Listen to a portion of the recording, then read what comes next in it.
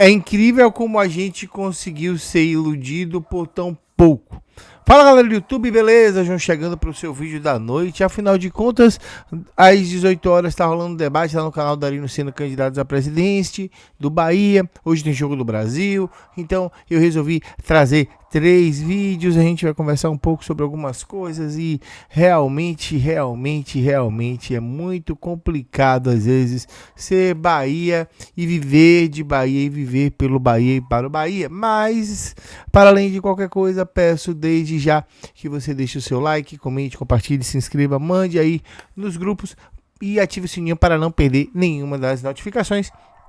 Claro, se for possível, o Pix aqui, deixa aí a chave, ou você pode deixar também um valeu demais. Qualquer contribuição é muito bem-vinda, afinal de contas estamos em um período meio complicado, mas eu conto com o auxílio de vocês. Renato Paiva resolveu abrir o jogo e abrir a boca. E aí eu fico meio preocupado, porque eu li e pensei, meu Deus. E aí, 2 meses depois da saída, ele falou que o City confiava muito nele e citou expectativas irreais da torcida, né? Ele deixou o Bahia em setembro, né?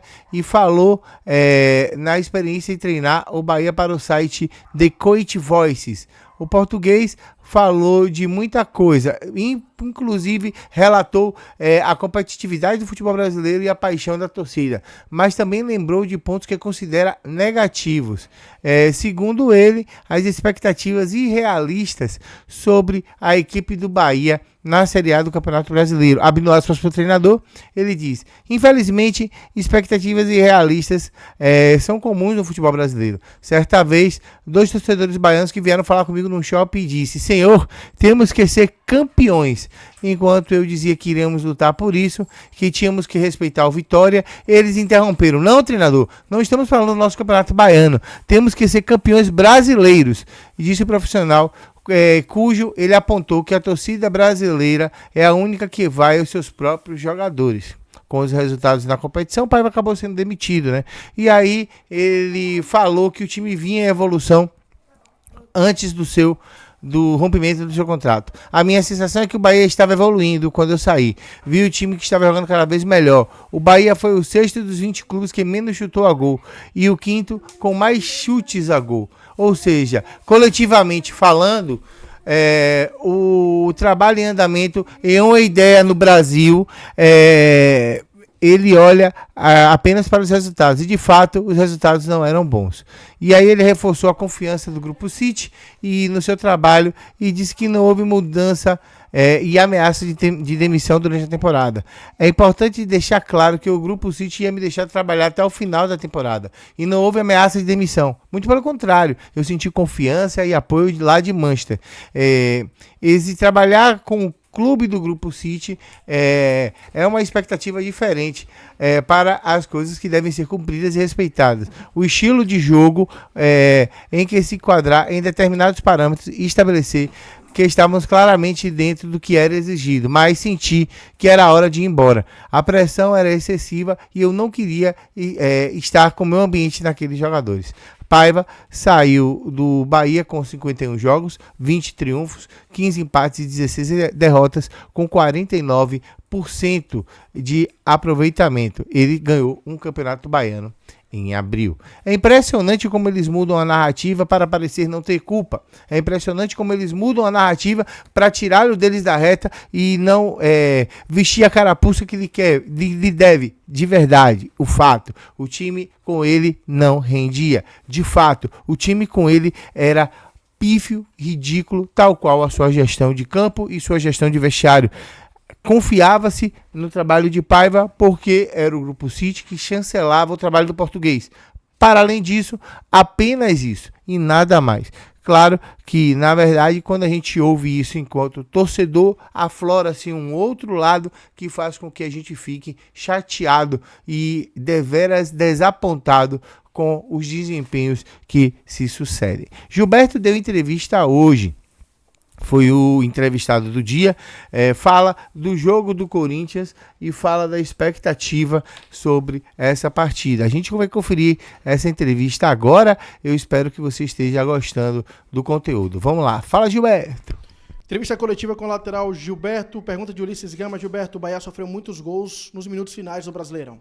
Além da conversa entre vocês, qual é a estratégia possível para evitar que isso aconteça nos minutos finais das próximas partidas? Temos conversado bastante sobre isso, principalmente nos últimos jogos. Vimos vídeos, principalmente agora na parada da data FIFA. Treinamos bastante bola parada. Sabemos que a gente errou muito nisso. Então, ter mais atenção, ter mais foco durante todo o jogo para buscar não acontecer mais isso e a gente tá vivo na luta aí. Pergunta de Jailson Baraúna e Marinho Júnior. O Bahia inicia a semana na zona do rebaixamento. Como fazer para mudar esse quadro nos próximos 4 jogos? É viável a permanência na Série A?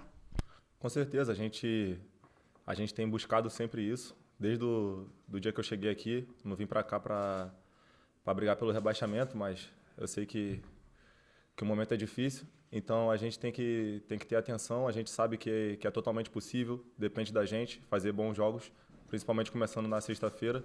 A gente precisa fazer um grande jogo e buscar esse triunfo na casa do Corinthians. A pergunta de Marcelo Ramos. Gilberto, o Bahia não fez sua parte dentro de casa e voltou para o Z4 com um jogo a mais que o Cruzeiro. Qual o sentimento dos jogadores de estarem fazendo um campeonato tão abaixo do esperado e com o Bahia próximo do rebaixamento? Um sentimento muito ruim. A gente tem se preparado muito, tem buscado se concentrar, mas às vezes o resultado não acontece. Isso tem nos incomodado. Com certeza todos se afetam com isso, mas a gente tem que ter cabeça forte. A gente tem que buscar ter o mental o mais preparado possível antes do jogo, para que a gente possa desempenhar um bom papel dentro de campo.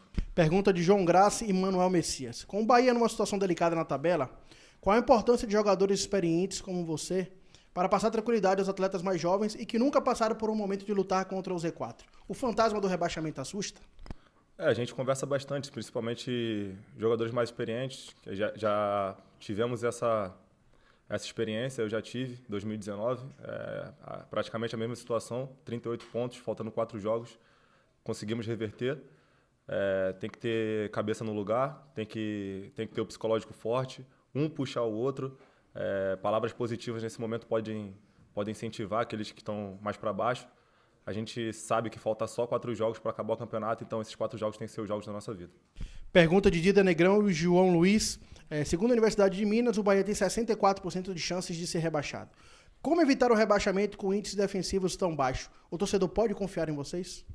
Como eu disse antes, só depende de nós. A gente não tem que se apegar a dados. A gente sabe que no futebol que vale é aquilo que é feito dentro de campo.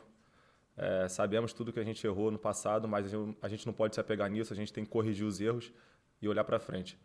O próximo jogo é um jogo muito importante e a gente vai buscar fazer a volta por cima. As últimas 2 perguntas, uma delas é de Flávio Gomes e Júnior Souza. Nas últimas coletivas, Rogério falou sobre a questão emocional de alguns atletas dentro do Brasileirão, sobre ter força psicológica.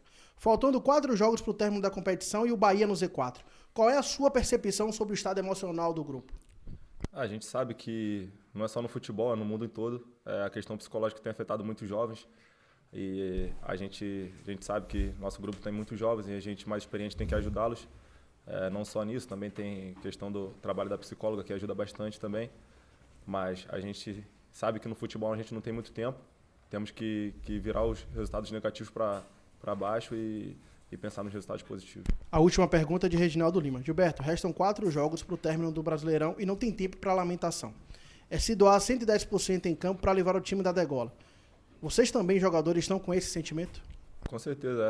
Acho que essa é a fala. Se doar 110%, mais que isso até, sair do campo esgotado, mas com os 3 pontos. É só isso que a gente pensa, só nisso que a gente trabalha e é assim que a gente vai conseguir buscar alguma coisa. Falou aí Gilberto, a fala assertiva. Acho que é muito entrevista padrão de jogador, mas eu tenho a grande percepção, e aí eu vou falar que nenhum amigo meu me disse, não foi pra mim, mas um amigo meu disse num grupo, ele falou assim, pra mim Gilberto é o primeiro a cair fora se der ruim, se der merda. Ah, mas tem contrato, os caras não estão nem aí. Esse cara gosta de dinheiro e gosta de status. E a insatisfação dele com, por exemplo, o sistema defensivo, como tomar gol besta, como foi o Atlético Paranaense, o jeito que ele vai cobrar o elenco para que meta a cara, para que a torcida fale, como foi contra o Cuiabá, a discussão que ele teve com o Matheus Bahia, não dizendo que Gilberto é o baluarte disso, Mas Gilberto é um cara que não vai aceitar jogar contra o Manaus em Manaus, por exemplo. E talvez não seja o cara que vá reerguer o Bahia caso haja uma queda, e a gente espera que não.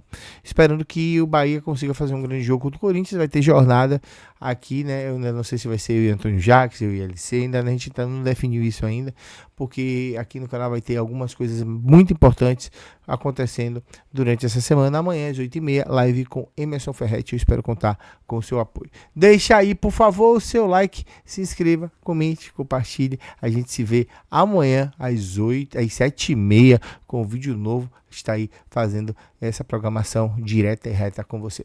Tamo junto e às 8h30 da noite, live com Emerson Ferretti. Bora Bahia. Tchau, tchau.